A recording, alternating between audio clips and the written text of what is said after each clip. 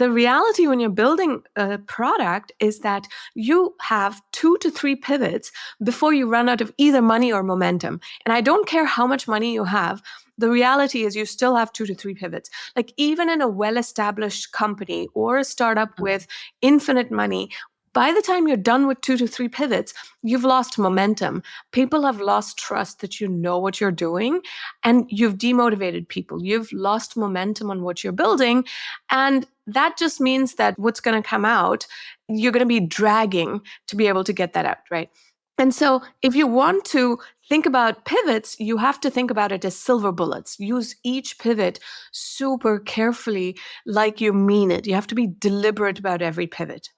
Welcome to the Product Tea with Leah. I am your host, Leah Tarin, and we are about to spill the tea with the best from tech about product growth and senior leadership topics.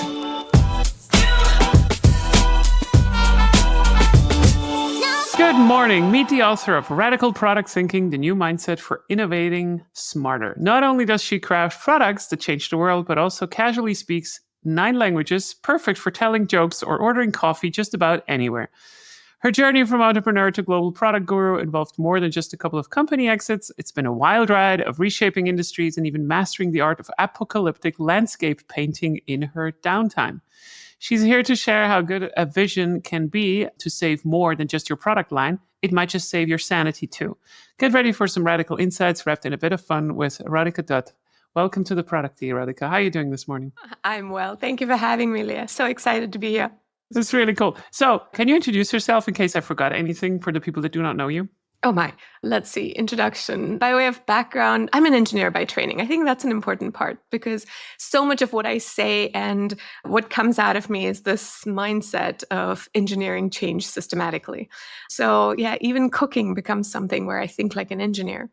And so, yes, I guess that's the key background, that I'm an engineer by training. And then I did startups, yes. But, at the moment, I kind of feel like we have to do startups better. And until we do, I get so frustrated in the startup world. And so a lot of my current work is about how can we do startups better?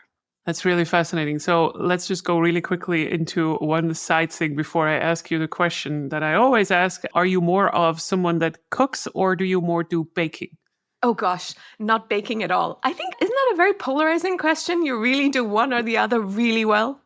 I think it actually goes very deep because baking is about following instructions and then just like it's waterfall, in my opinion. It's just like, you do waterfall product management, you put it into the oven and then you hope for the best.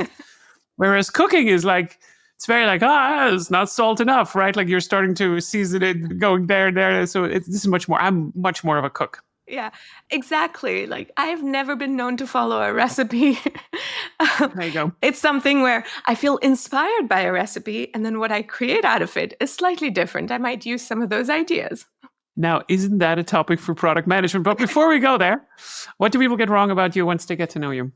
I think from the beginning, what I've found is people look at me and underestimate me. And that's been both a challenge and frustrating for a while. I think what I've realized is our world shapes our views so that we can either view a woman as smart or good looking.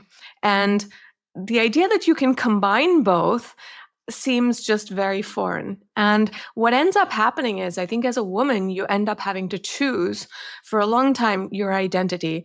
Are you the smart one or the pretty one? And, of course, like being an engineer, having gone to MIT, like I felt like I had to pick an identity. And for the longest time, I picked smart, right? Like there was just a part of me that I'd sort of cast aside altogether. And I think it took me I'm 46 now. It took me 46 years to feel finally comfortable, like perfectly comfortable in my own skin and feel like, yes, you know what? I am both. I can own both. But I'll give you an example of how this manifests. I'll never be on stage wearing a dress. Like I'll always wear a collared shirt and pants. I can 100% relate to this as well. I mean, also on the stage thing, by the way. So even though, funny enough, where we met each other was actually on Productize, I think 2 years ago, where I was wearing a dress and earrings that were interfering with my microphone, but that's a different topic. I think you said a lot of interesting things as well there. I'm 43. And for me as well, I think before my 40s, I was not really unequivocally capable of saying, I can do something well. Even though I sometimes would believe it and so forth, also because I was also raised in the belief that, it's just not that sexy when women say that they can do something well. Mm-hmm. It's always about understatement. It's always about being soft. It's always about, adhering to specific stereotypes and so forth. So I think for me, it went a little bit more into this direction. It was always about like, you should always do things, but not talk about it too much, right? Like not to be too boastful and so forth. That's more like for the guys, right? Like it's like more for the men in general. And it is an interesting dynamic because it kind of defines you quite a lot, right? Mm-hmm. Like it defines you very much because strength was always associated with I'm saying who I am, I'm staking my claim, I can do this, I'm the best in this and that. But hey, turns out I want to have that too. So yeah, I can totally relate to this as well. And for me, it has been for quite some time, like to just like accept that, hey, you know what? I don't give a shit. If I want to do this the way that I want to do it, then I'm doing it. And I don't care about the standards anymore. So I love this example that you gave on going on stage with what you feel comfortable with, what you want, and then the rest just has to adapt.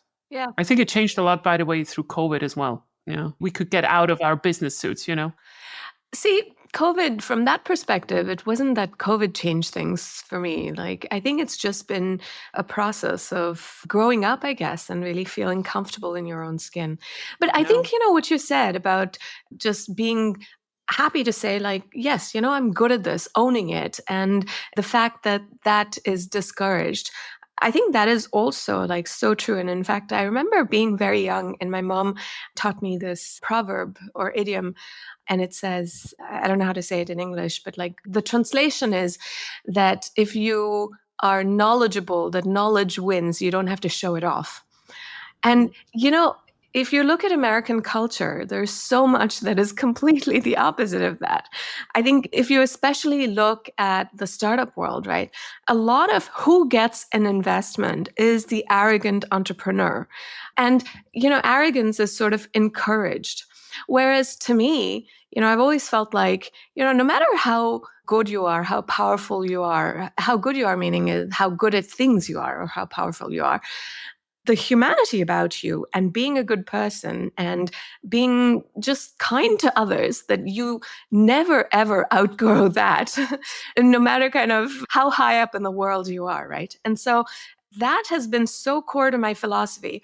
But when I express that sort of being the humility and wanting to really learn from others and like not being arrogant, because I just don't know how to be that, it's seen as a sign of weakness, which is, I find just fascinating. And it takes time for people to realize, oh, you can be really good at something and incredibly insightful, and yet you can avoid arrogance. Yeah, and I think it also has to deal with like what people actually perceive about you. And by the way, I also want to include women into this, right? Like because we've also been doing this to ourselves for quite some time. When we talk about, like the visual perception of someone, like about 60 or 70% of the people that meet me for the first time, they comment on my height. That's just like what it is. Oh my God, you're so tall. Like, don't you want to like, then either volleyball follows or basketball or something. And, like at some point you just get a little bit tired about it, but that's just what it is. And I think there's an interesting thing in the sense that I remember, so I also grew up in the 80s, like this is where I started to form kind of like, okay, I saw kind of like what's going on in the 80s and 90s and so forth when hip hop became a thing in Europe, sort of, right? And I remember very specifically that some of the first artists on stage that kind of made it mainstream, like Run DMC and so forth, they had a very particular style of clothing and how they behaved, like the Adidas and all this kind of stuff. And I think what we do as people, society, right? Like the entirety of society from both genders and so forth, is we look at someone that we think is impressive or, like has an authority in something or like it's just fun or whatever it is. And then we look at what they have. And I don't think it's a conscious thing. It's just like a very subconscious thing. And then you try to take a piece of that. And what this did on us in funding and management styles is that we kind of thought that in the 80s that every manager stereotype, like I'm just going to call like Steve Jobs now out and some other men in the industry who are very, let's say, it's just I'm trying to find nice words, are a little bit authoritarian in that sense. We kind of took this and we mixed it up because I don't think it's because of that. I think it's despite that they were successful. Yeah. It's just this problem that people always do with correlation and causation. Yes. It's just like, And you're one of the other few people that I hear who uses exactly those same words. I say the same thing, that, they succeeded despite their style, not because of it. And yet, so often the lesson that we take away from them is, it was their micro or nano management style, as Elon Musk famously says, it's his nano management style. And he's so proud of it. And I find that no, that you're not succeeding because of it. Yeah, I would agree to this as well. But I think I would also encourage people always to kind of be okay with if something does not feel right. So, for instance, if you're becoming a manager, and this was a big problem for me because the stereotypes of managers that I have seen were always in a very specific kind of, how to say, like corner of how you're doing it. And then I had two really good managers, one being a woman and one being a man that I really adore in how compassionate they were, how they led from bottoms up, right? Like they were always facilitating people. These were not weak people at all, not in any sense of the word. They were very vulnerable at the same time, very, very honest. And this just felt right to me. And I want to encourage people really like when you see people and role models and so forth that do things in the way that you think they are right, but they don't really go the conventional way of like how you were raised or like what you expect them to be. It's okay.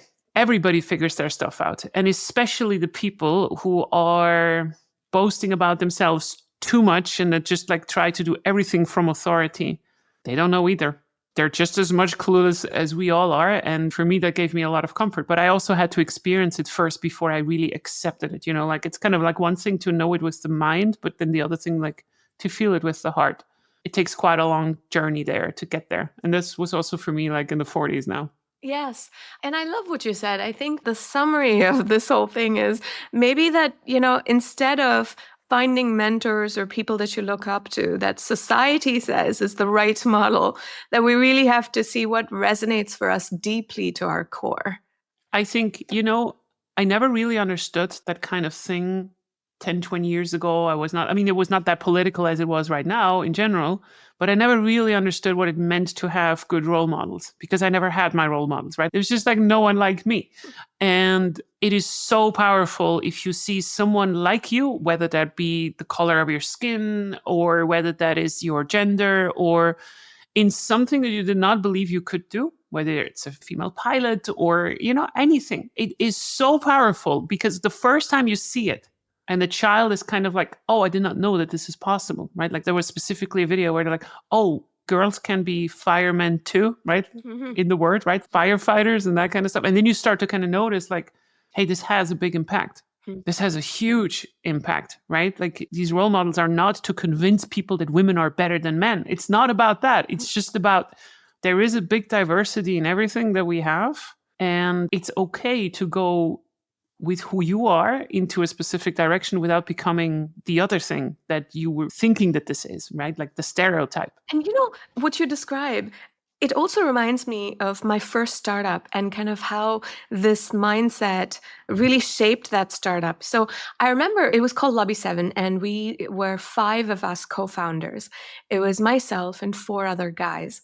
And what I thought was fascinating was, there was so much that we were doing that to my gut instinct, I was thinking like, this doesn't make sense. But you know what? They all seem so confident and they seem like they know exactly what they're doing. They're talking about it like they've done this before. They must know what they're talking about. This was the startup that we created, right out of college, right? We were still in our dorm rooms when we created this Lobby 7 startup. And, how someone talks about it makes you feel like, oh, yeah, they know what they're doing, right? And that it was that confidence, the hubris, etc. And so if I were to think back now, over time, you learn to trust your gut. You say, okay, maybe society says this is the right model for how you're supposed to behave as a founder or how much confidence you're supposed to have. I think now I would look at the same behavior and go like, yeah, I know where this comes from. Yeah, this is so true. And it's actually so pervasive through our entire lives, how specific things we just took for granted. I mean, I've changed my opinion on so many things fundamentally that I would have never, ever questioned, from nutrition to fitness to my relationship to whether you should drink or not, whether you have to be social or not, like whether you have to do all of these things. And it is so crazy because it's not like, oh, I'm seeing through the matrix or whatever. It's just that, yeah, like you said, like I kind of understand where they're coming from. Yeah. But if you think about it, look, this is something that has been culturally, whatever you were questioning, right? Like, but this is like, it's maybe 50 to 60 years old. This is not like biologically the way that it always has been. No, some things are just very, very cultural, like whether you smoke a cigarette afterwards, you have a party with your friends and so forth. All of this kind of stuff is very, very culturally driven and by these stereotypes. And I love what you said. Groups are extremely strong in kind of just like everybody thinks that the others have a specific behavior, so therefore they must know, right? But actually no one knows. It is just like, and then it becomes this thing and you're like, oh, I just assumed that this is how we're doing things here. And this is the same with management. I honestly do think so. So like, how do you lead a company and so forth? And you've also written about this quite a lot, right? So like, how do we actually create products? We just assume there is a standard way and the others are doing it the same way, and then I'm doing it this way. But the others are also thinking the same about me, right? So like, it reinforces itself in such a stupid way sometimes. No, but it's kind of like a focus group, right? Like if you think of society as a microcosm of a focus group, the loudest voice is what guides everyone else. Everyone else starts to think, oh, yeah, that loud voice. You're right. This is how I feel too. This is what we should do, in fact. This is what we need, right? And when I think about how we build products today, this microcosm of this focus group idea is basically, let's look at how we've learned that we have to build products from the startup world. We've learned that, we have to iterate quickly, that you just have to keep throwing things at the market to see what sticks. Just keep trying things and pivoting until you can find product market fit, right? Like that's the wisdom that has come out of Silicon Valley. And then you question this a little bit. And when you dig deeper, what you realize is, it's actually come out of the VC business model that for a VC to succeed, you invest in 10 startups, only one of them needs to succeed. And the rest can really literally go to hell. And in fact, you want them to fail or to succeed faster, because this way you're not putting too much money and wasting time on a middling startup. And so you want them to try lots of stuff quickly, and then you can continue to pour money and provide a treasure chest to the one horse that seems to be the faster horse out of the rest, right? But now you look at this from an entrepreneur's perspective. This is not what makes you succeed as an entrepreneur. It's not what you need.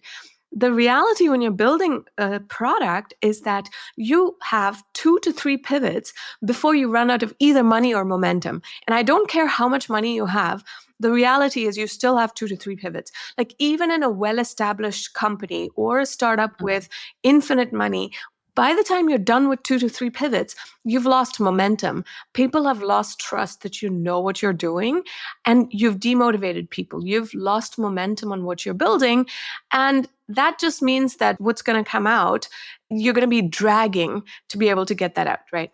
And so if you want to think about pivots, you have to think about it as silver bullets. Use each pivot super carefully, like you mean it. You have to be deliberate about every pivot. I think it's an interesting thing. So let me just try to repeat this back to you on what you're saying. So in a way, you're saying that we have two conflicting ideas when we're building startups. And the first idea is that I'm in love with the problem, or sometimes, unfortunately, also with the solution. So I have a very strong vision on like what I would like to change in the world, or like whatever it is, no matter how noble your intentions are, but you have some kind of idea on what you want to do. Actually, it's not often that I find that people have a strong vision for the problem they want to solve. There's an illusion of that clear vision, right? Like, I'll give you my own example. That first startup that we had, Lobby 7, we thought we knew what we wanted to solve. We said we wanted to revolutionize wireless, but we had no idea what in the world revolutionizing wireless meant, right? But it's grand words that we use to describe the problem, but we don't really know. Yeah. So, okay, cool. I mean, in that case, it would be interesting to see like whether it did work. But like, I think the two conflicting ideas in that sense is like you have some idea, some people at least, right? So like they have some idea on like what they want to do. And then on the other side, we have the thing that, oh, but you also need to find something that works. Mm-hmm. And sometimes the two things do not go together, no matter how much you do pivot. Mm-hmm. The other problem in my experience is that no matter how well you define a specific vision, and even if you have a strong conviction, I believe I am someone like this, right? Like I can fall in love with the problem very hard. And I love the process of getting to something to solve it. No matter how good defined this is, it still takes you a long time. And you need to trust in that time that your vision has some validity beyond the provability until it actually does happen, right? Do you know what I mean? It's like You need to have a battery that kind of lasts longer before you actually reach the target. And to me, it's always like these 2 years, right? Or like 1 to 2 years to just have product market fit if you have a good solution to a good problem. And I think that's just what it is. Yeah, it takes time. Yeah. I think what happens is maybe you've accumulated so much experience that for you, this concept of falling in love with a problem is so intuitive, right? Like, I think the problem that I see more often is we fall in love with a solution. And the Mhm. thing is, we try one solution and we think that's the solution to something. And then we'll try something else because we think now that's the solution to something. We fall in love with one solution after another. The contrast to that is saying, I see this problem, and then being able to take the systematic approach to saying, okay, how am I going to figure out the solution to this? And that's where, it's about it really is this concept of drilling into granite that, it's not based on like one big idea or something. There is a systematic and clear process. You just keep drilling and you have a sharp drill bit to get through, right? And the concept Mhm. is that you have to figure out the problem well enough and understand the user. What is it that they need? Being able to do user research right. And then being able to say, okay, what does our solution look like? And continuing to evolve that solution so that you do address the problem. But I think the two mindsets are sort of different. So there's a very interesting bit in there that I would like to get to. Let's hope I can get it out of my head. So I remember when I was much younger that I had this idea in my head for myself before I was really a serial entrepreneur on like, hey, like I would love to have a job that I enjoy. Right? Like just like this general idea that everybody has, like I would like to do something during my day that I really enjoy. And the thing that I thought I need for this is to work on a product that is amazing. And I was working for this company that was dealing with something that had to deal with psychology and usage behavior, which is a fascination of mine, right? Like I love psychology. I love also understanding people. And it was on paper perfect. And I've met one of the best bosses that I've ever had as well at the time. But there were so many interior kind of facts just wrong about this entire thing that it did not feel right to me. Right. And this is why I said this is where I actually learned that the solution itself and what you're actually building from in that sense is not enough to make for a good experience, like a good product and something that really keeps you also motivated. I can get excited about the most dry things because they are difficult. And I think this is what you probably meant with when I can make myself fall in love with a problem because of this, Mhm. right? Because I can ignore all the processes that have already been built on top of it. So what I would like to understand also from you is like, I don't know whether you tie it to a vision statement or whatever you want to, like, what is your artifact that you're looking for? Can you give me a good example and maybe a bad example? Or like, how do you figure out whether someone is, in your mind at least, on the right track? And when are they not so much on the right track? I think the first indicator is how aligned are we on a vision within a company?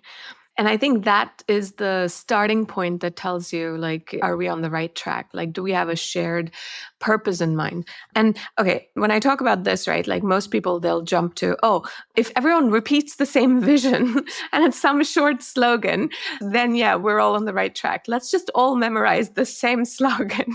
And that's our vision, right?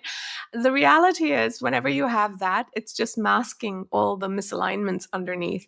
And so, one of the things about the radical product thinking approach that I'd come up with after seeing a series of product diseases, that I kept running into was alignment in terms of a vision at a very detailed level. So, a vision that answers whose world are you trying to change? What exactly is that group's problem? And how are they solving that problem today? Then you can ask, why does it need to be solved? Because maybe it doesn't. Then we ask, well, when will you know that you've arrived? Meaning, what does the world look like when you can say mission accomplished? And then finally, this is finally where you're allowed to talk about your product, is how are you bringing this about through your product? And so the radical product thinking approach to a vision is this fill in the blanks vision statement that helps you articulate such a vision. And I talk about this in my book, Radical Product Thinking. But what I find then is, if you can write out such a fill in the blank statement, typically every person in the team has a slightly different take on the answers to each of these questions. And if you're actually aligned, then you'll find that what you write is mostly similar. And this is what I mean, that whenever you ask someone to describe the vision in their own words, like if they had to describe the answers to each of these questions, are we all saying the same thing? Like, do we have the same understanding? Then you know you're on the right track. Because what you really want to see is, do we all share the same picture of where we're getting to? And if so, even without you and me being in that same meeting, when we go off and make decisions, maybe you're deciding something in sales and I'm deciding something as a developer, that we will both kind of make the same sorts of choices if we have this level of clarity in terms of what's the end state we want to create. This feels very natural to me, and I'm wondering whether I've been doing something similar-ish. So the way that I'm thinking about vision, I also love this, by the way, right? So like it's always very difficult to kind of put something into one sentence and then kind of derive very deep meaning from it because it does not contain exactly what you said. How does the word look afterwards? What are the problems from the customers and so forth? So I've been always going on for years now that the strongest artifact that we can have for alignment, and by the way, I agree. Like I think the number one challenge of every leader is continuous alignment. And as soon as you have it, you keep talking about it until it comes out of your ears. It's just because it's never over, right? Like these things tend to erode. A good vision is only a good vision for 1 week until you repeat it again and so forth. But putting that to the side, I think the strongest artifact that you can create in this sense is like a one pager. And for me, this one pager is not like one page of text, right? I just mean like graspable idea, has a vision. It has sometimes also like an ambition on like how does the world look like afterwards, exactly as you said. But I also want to describe always the ICPs. I think any strategy that does not mention specifically the ICP, what is their problem? Why do they need this? Where do we have this from? What is their job to be done? Because I'm always coming from this very job to be done kind of driven mindset and so forth. Plus the differentiators that we think we can pull out of this. That's already a top-down strategy. If you can make people repeat that sort of, who do we sell? How? It sounds very straightforward, but most companies do not know how to do this at all. Yeah. And you know what you just described, that you have this approach to writing up such detail, this one pager sort of vision, right? This is something that, I found that as you grow in experience, the longer you've been at it, you develop your own sort of, tools of the trade to figure out like, Yeah. how do you get this level of clarity? And, your one pager is what you came up with, and someone else might have something else, but sometimes it's on intuition. Like, what you develop is an intuition for what you do.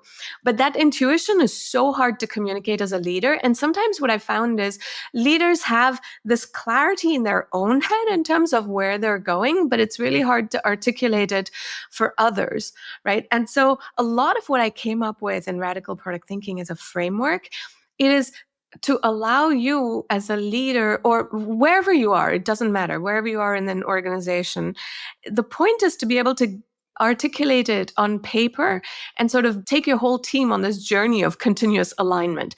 Like, to give you an example of this vision, right? When you write it as a fill in the blank statement, one of the deliberate reasons for this is you don't fall in love with your own words. That, you should be able to come back to this vision statement that you filled out as a fill in the blanks, a month or two from now, especially in a startup, because you're still figuring things out. And you come back to this and you go like, oh, my answer to this particular part of the whole vision was wrong. Now I'm going to edit that and share with my team. Here's what we learned from this experiment and what we need to do instead. So this is the new answer to this portion. Now when you pivot in this way, this is what I mean by a very deliberate sort of pivot. And this gives you a path to pivoting to avoid the disease I call pivotitis. Do you have supporting documentation to this particular vision always ready? Do you like in the sense of like, hey, here's how we came up with this particular word? Because I also remember usually you have discussions whether it should say simple or easy to use. Like, you know what I mean, right? Like it's always like this. Yeah. I found that visioning ends up becoming a wordsmithing exercise. And the whole fill in the blank statement is to avoid this whole visioning exercise as a, word bingo. You really don't want an exercise in wordsmithing bingo, right? So here's an example of a vision statement. And I love the fact that, I've heard the same statement used by other organizations. And they didn't wordsmith it at all. So here's my vision statement for a startup that I had. Today, when amateur wine drinkers want to find wines that they're likely to like and learn about wine, they have to find attractive looking wine labels or find wines that are on sale. This is unacceptable because it leads to so many disappointments, and it's hard to learn about wine in this way by picking random bottles that look good. We envision a world that allows you to find wines that you like just as easily as you find movies you like on Netflix. We're bringing about this world through a recommendations algorithm that matches wines to your taste and an operational setup that delivers these wines to your door. Now, this was the startup that I'd founded in 2011 and sold in 2014. And like whenever I share this vision in this format, my words might be slightly different. Honestly, it doesn't matter whether we say easy or simple or whatever it is. The point is Mhm. really how concrete and real are your answers to those questions. And like, I hadn't told you anything about the startup, but hopefully you got a sense of exactly what we were doing and why we were doing it. And that's the power of a vision. And when you say, what is the supporting documentation? It's not for those words, but it's really the next step in terms of how you Mhm. translate this vision into a strategy and then into priorities and then into hypothesis driven execution and measurement. And so, like, translating this vision into a strategy, what you said earlier, it has to be grounded in, what are the pain points?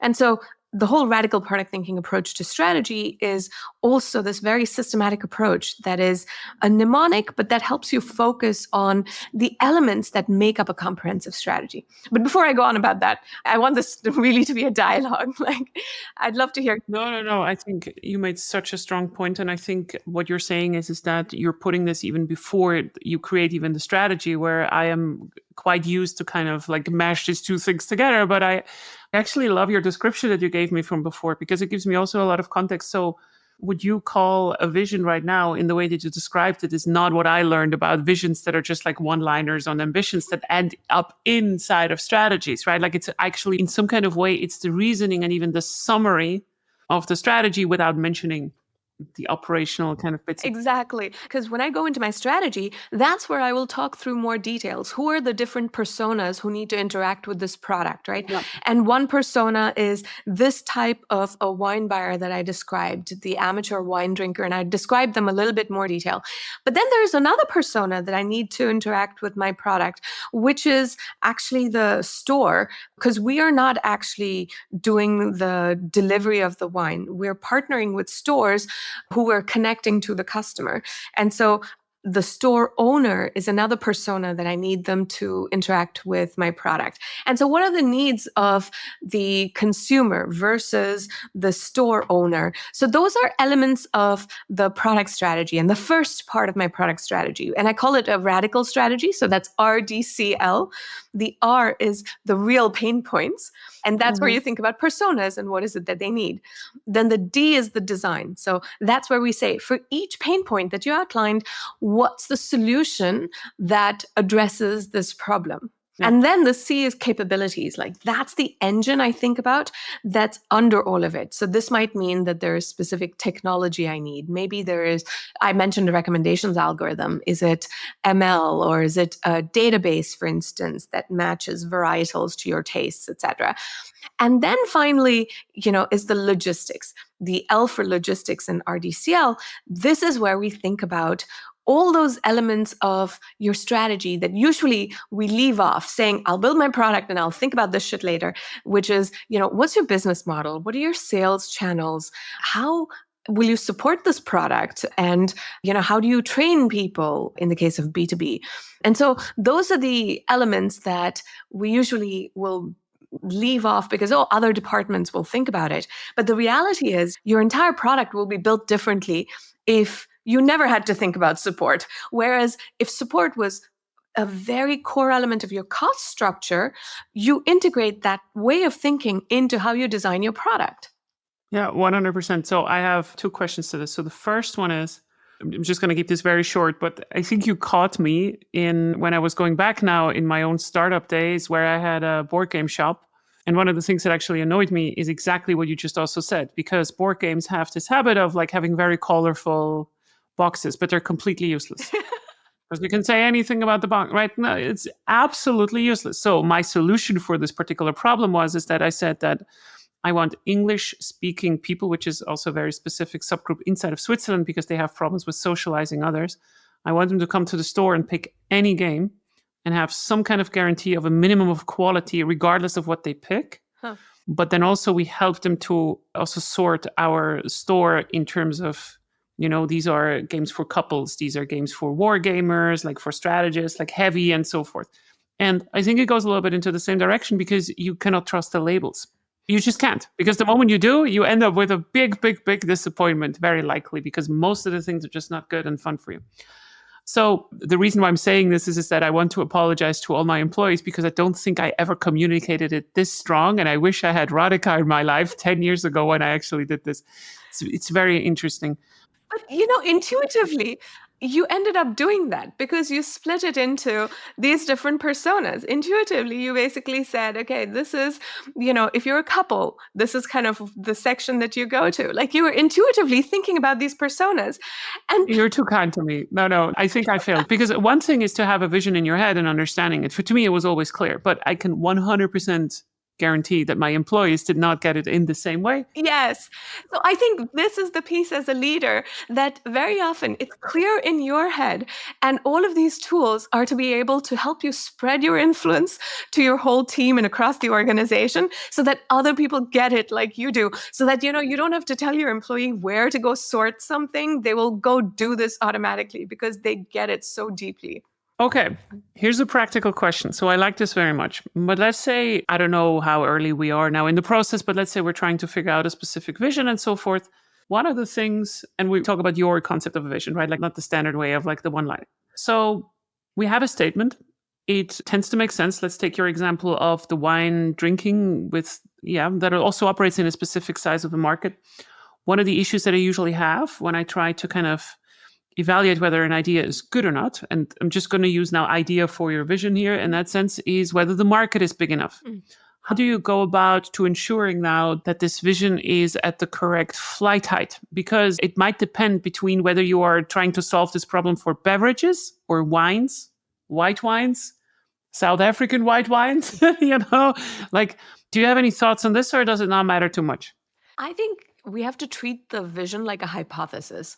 And this is the problem statement that you want to go solve. And hopefully, in creating this problem statement, you've done some research. And, the formula that I always describe is validated equals verified plus valued, where your problem is valid if you've verified that someone actually has this problem, meaning like you've gone and seen that there are enough people who have this problem that is worth solving. And the second piece of it is valued.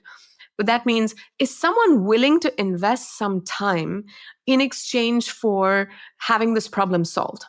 Even if your product is free, right? And there's an ethical problem with this, which is like, let's look at the example of Facebook. It's free, but I'm investing time and giving up my privacy in exchange for something.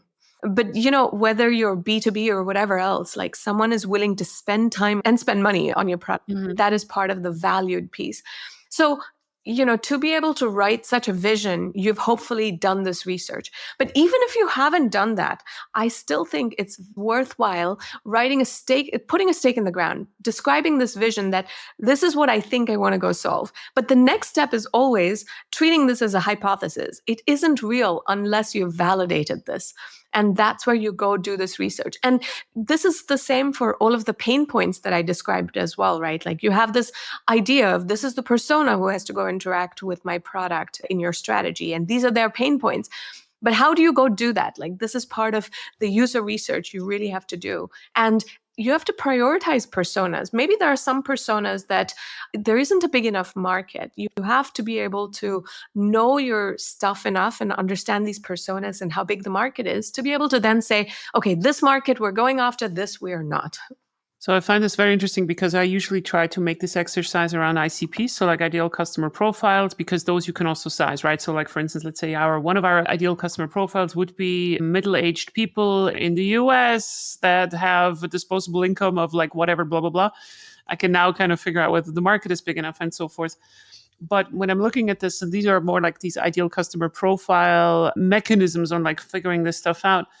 In my experience, you can raise money with a good vision like this with VCs, but for the operational building, you need to kind of find these profiles that are much more narrow, right? So like they serve as milestones to get to the overall vision. Because what I'm talking about is that usually founders they're not narrow enough. This is also why I wanted to ask you, right? So like I understand the need for a vision that is big enough, but sometimes a lot of people actually struggle with in the operative business in the day to day to make it small enough afterwards, right? So, like, hey, now in order to achieve this big kind of goal, we need step 1, 2, 3, 4 Yeah. in succession first. But let's focus first only on one. And that's so difficult. So true. I remember doing this visioning exercise for a leadership team. And, I said, so in their vision, they were basically throwing everything in the kitchen sink at the whose world they want to go make better, right? And so they wanted to include, the buyers, the sellers, the brokers, like everyone in this.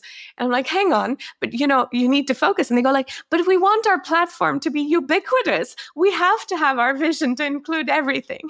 And so the answer that I have is, okay, first, you have to decide whose problem you want to go solve. Like, if you think about this as, let's look at the problem of a marketplace, you cannot include everyone in your vision. There has to be one primary group whose world you truly go solve. And that's the problem statement, right? This doesn't mean that you're going to ignore the other personas. And this is where your strategy comes in. Because, let's look at the example of a marketplace where you have buyers and sellers. If you say that your vision is about the buyers and making their life better, well, this doesn't mean that you can completely piss off the sellers. Because if you do, they will never come to your platform. And in which case, you don't have a marketplace. So in your strategy, you will figure out how to balance the needs of the buyers and sellers. In your prioritization that I mentioned briefly, but I didn't talk about how you do that, you balance both of these. And we'll talk about prioritization now, maybe. But this doesn't mean that your vision has to be broad and you have to throw everything at it. You can still focus. And one last thing I'll say is about the vision, and the need for focus is, you said this earlier. You said, a vision might change in a week, maybe in like a month from now. As you discover something, your stake in the ground, like you might have to move it. And so, accept that it might have to change, and you will make that change very deliberately and say, what have I learned and what are we doing differently in this vision? And so you don't have to be stuck to that and kind of keep beating a dead horse when you realize that it needs change, right? But that allows you to focus right now. And let's say you've achieved that focus or decide that the focus needs to be slightly different, then you go change it. A year from now, you've, let's say, achieved all you needed to achieve for the buyers. Go make a vision about the sellers now, and it's fine. Yeah. And so maybe now we can talk about the prioritization part. I said, that you can balance the needs of the buyers and the sellers. The way I think about prioritization is like the yin and yang of short term versus long term. And so I think about this yin and yang. Being an engineer, I think about it as an X and Y axis, where your Y axis is the long term. Is this good for my vision or not? And now we have a detailed vision, so I can actually say, is this good for my vision or not? And the X axis is where I say, is this good for survival or not? And maybe that's, in a startup, survival is about financial survival. Am I making money or not? And so things that are good for the vision and survival, well, those are the easy decisions. And great, there are only so many easy decisions. And if you always focus on easy decisions, you're sometimes being very myopic and not investing in the vision. Investing in the vision is the quadrant where it's good for the vision, but it's not good for the short term. Maybe it doesn't bring in revenue. Maybe it's like examples like refactoring code, or you have to go spend some time doing user research. That's investing in your vision. And the opposite of that is vision debt, which is it's great for survival, but it's bad for your long term vision. Like, I can win this big deal if I add a custom feature. And I keep doing that. Like, I keep adding this vision debt. And then I catch the product disease I call obsessive sales disorder. And so when you balance, features or prioritize features, you're really balancing across all these quadrants. You try to Mhm. avoid vision debt. And if you must take it on, you take it on thoughtfully, just like technical debt. And other times you're trying to invest in the vision where you can, and you take easy decisions where you need to. And so if I think about balancing buyers versus sellers, you'll think about where it falls in terms of helping you survive versus your vision fit. And that's how you balance it. I think in some kind of way, what you said is that the a good vision in the end is something that is like helping you to become as customer centric as possible in the fastest and best way possible, right? Now, I'm someone that talks a lot about product led growth, in which, in my opinion, with a very important caveat following just now in a second, product led growth is extremely customer centric because of how the incentives work also like in the company, right? So like if I produce something that is not good, people will cancel the subscription in the next month. So Dave Kellogg calls this driving close to the road, and this is becoming a differentiator. However, what you just described is also beautiful. So I think that the easiest way to actually get faster to a vision on the stuff that you also described is actually through a sales led approach in the very beginning, because even though maybe the unit economics might not work out for you, but like if you can learn how to sell Mm. to people, feel them, also see and understand their problems, then sales is actually really, really good in doing this. Because a lot of companies that I've seen that do product led growth, they're very, very strong on the quantitative side. They have no idea who their customers are. They can name you the firmographics, they can name you some other things, and like, yeah, some of them have these and these problems, but they don't really understand what the problems are. They're mostly describing the features that they have provided for them. And this is why I think I'm writing right now a presentation on this particular thing. I think that the best PLG businesses, the best product led growth businesses that are customer centric, are starting with a strong vision or a strategy that has been informed by sales in the initial days. And then further down the line, they pick it up again. But if they don't, and they stay to be sales led, exactly what you said happens, right? And this is this other danger. We make too many compromises because acquisition becomes too important.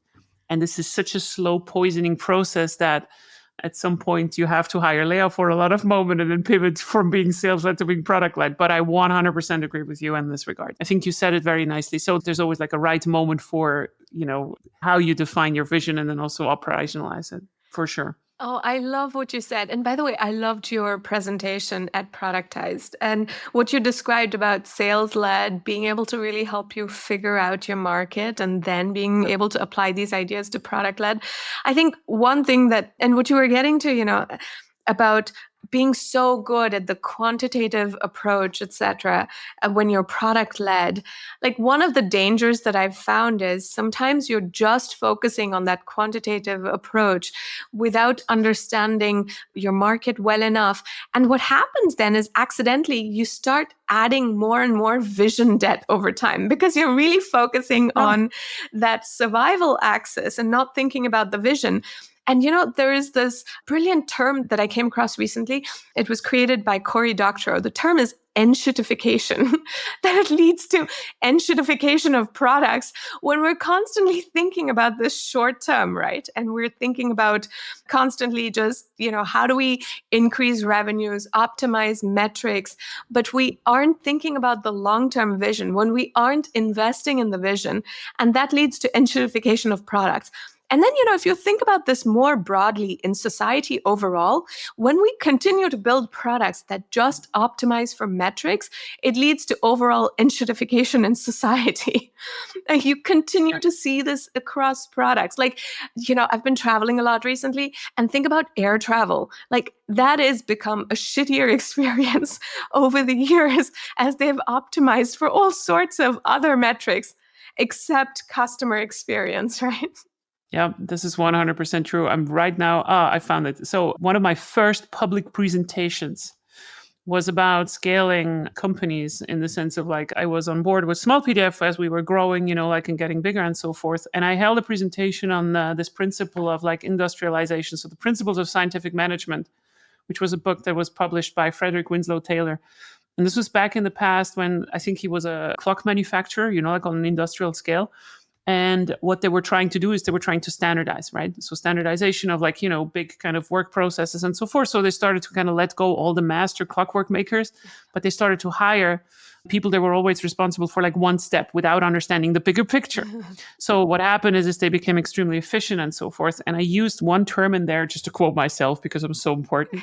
I do fundamentally believe that you need to understand in every company that the mortal enemy of innovation is optimization. That does not mean that you should not optimize what you have, but you need to understand the more you put into optimizing a given process, the less flexible you are to changing the overall kind of story. And I can give a very good example of this. So normally, let's say you have a core product. Let's go with your wine business again, and you have one product team. The one product team is more likely to be in touch with your vision because it's just one team, right? Like you have less communication ways and so forth. Let's say you're splitting this up now into two product teams. And one team takes care of like, I don't know, the manufacturing of the wine or the packaging and so forth. And the other one takes care of the cellar. As long as you keep this particular structure, you assume that the overall solution to address your vision also has this structure. And you can optimize your way into eternity, but you're not questioning anymore whether the setup is correct. Mm-hmm. And that is this interesting thing because markets do change, right? Like sometimes you just have to abandon a complete way and you need a completely different solution, right? And this is what's so interesting to me. I still believe in this principle to be true because our markets are changing so fast, like with AI and how we work and so forth that, in 2 years, your structure is probably already outdated, but maybe it was the correct thing 2 years ago. But this is what it is, right? Like balancing this innovation and optimization is extremely hard. Yeah, what's your thought? How do you balance this innovation versus optimization? Like, what do you tell companies? So, how do you make money in a modern market is relatively simple to be said. You make it where other people do not see it. And there needs to be also a monetizable problem and so forth, right? So, like, let's say we've taken care of this. If I could give you a general kind of idea on 4 opportunities that I always see in companies, like, hey, optimizing the onboarding flow, leveraging the connection between product usage data and our salespeople, for instance, so general categories like these. And I can make a big list of these. I can almost always pick out which ones have the biggest uplift without looking into the details of a company.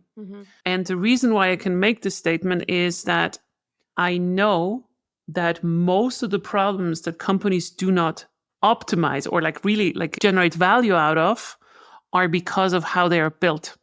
Product managers solve product problems. Salespeople sell and marketers market. The biggest opportunities are usually in between. And that means when we use product data to connect with sales, I'll give you an example. When I'm calling someone and it's a salesperson and they know what I've been doing inside of the product, naturally, without me having to explain myself, then I have a customer success experience that I would have never had with all the other companies. Boom, you have a differentiator. And differentiators nowadays are the things that keep us in the market.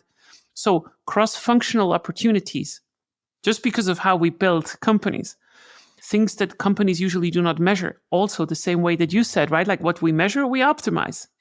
What do we not measure? We do not measure word of mouth. We do not measure the happiness of people in terms of like, because we can't, right? Like in terms of like how they use our products and so forth. So this is where the biggest opportunities lie because you cannot see it. And this is why, because other companies are not optimizing for it. Oh, what you said is brilliant. And, therein lies the problem, right? We always quote this management principle of you can only improve what you measure or something like that. And we assume, therefore, that the only stuff that is worth improving is what you can quantify and measure. And what is left is all of the stuff that's between the cracks that actually has the biggest impact. And I feel like one of the biggest culprits of this change is OKRs. And I've been thinking about OKRs and working with them for a long time. And I've realized just how much they do not work because we pick out a few OKRs and then get everyone to follow these as, these are your targets and goals and what we want to achieve. But it leaves out so much in these cracks. Like, if we, instead of setting targets and goals for people where you have to hit these numbers, like I've heard so many people say, it makes me focus on these particular things, even when I know that there's value in these other things that are not dictated by OKRs that I really need to deliver. And yet I feel constrained. That's the word like I've heard people use, that I feel constrained or I don't feel the freedom to work on what I think needs to be done for the company. And which is why, I feel like instead of setting targets and goals for people like this, which is what we've always learned in management schools, that you manage by targets and goals, instead, what I've realized is when you're able to communicate your vision and your strategy and priorities in these very clear and intuitive ways, the next step is you don't need goals and targets. Instead, use all of these as hypotheses. Like what we talked about in the strategy, that this is your hypothesis for what the buyer needs. This is your hypothesis for what your seller needs. Go test it out. How are you going to test that this is actually working or not? And your metrics are to validate whether it's working or not. But by writing a hypothesis, right, your sales team understands this hypothesis, your product team understands the hypothesis, and you're creating this cross-functional understanding that just metrics and targets don't optimize for. And then you all get together and measure whether what you agreed on to measure this output is working or not, right? And then as a team, you say, what did we learn from measuring this? Is our hypothesis working? What are we going to try next instead? And I think that's the kind of collaborative learning that we miss when we just focus on numbers and metrics and just focusing on OKRs to optimize a few things in the short term. So I have a little bit of a different view in this regard. So I think, to be honest, I don't know how other people are using OKRs. So I think the 3-month cycle, first of all, because I think this is what most people use, is a very dangerous kind of time. 3 months is a bit tricky because I always believe in like a monthly cadence in some kind of way, like where you also check like, hey, is this going into the right direction or not, and whatsoever. But besides this, I do think you're making an important point. So the way that I use OKRs is that I hope that my people, like that my product teams are not listening right now. I don't care so much for the key results, but I do care about the validation of why they believe a problem to be true. I'll give you a very specific example. 99% of the problems that we have in a business, you probably find somewhere in something that you either can quantify or make visible. So for instance, an angry customer, a churn survey analysis, something that is very real. And it usually has to do with the customers. I do contend, though, as well, that, for instance, when we talk about engineering problems, let's go with something that I really hate, which is tech debt, right? So like tech debt is always like this particular problem that everybody deals with.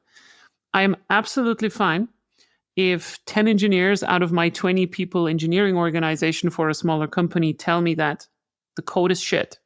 That's okay. That to me is enough validation. I don't need to know whether it's 3.5 shit or like whether it's 3.2 shit, right? But I need to have some kind of confidence. And I think there is some value in defining key results that you're trying to move, because most teams sometimes struggle with putting the opportunities that they have in front of them into a correct kind of context. Now, you cannot make everything comparable. I agree with you 100%.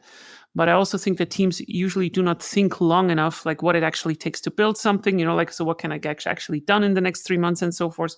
So I'm a little bit divided on the topic, but I'm 100% sure that I'm running OKRs also different. But I would say that I care less about the key results, so about the KR and O, but I care a lot about the validation. Convince me that there is something to be validated, and then I will believe you as well, right? And that's usually the part where it falls apart. And it feels like you're running this bastardized version of OKRs because... Yeah, it's the layout version, yeah, for sure.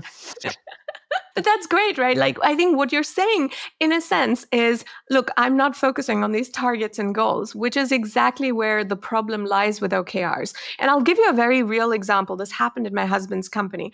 The OKR sounded like it was long-term because it was about fixing tech debt. They said, we need to improve quality of our code and make it less fragile.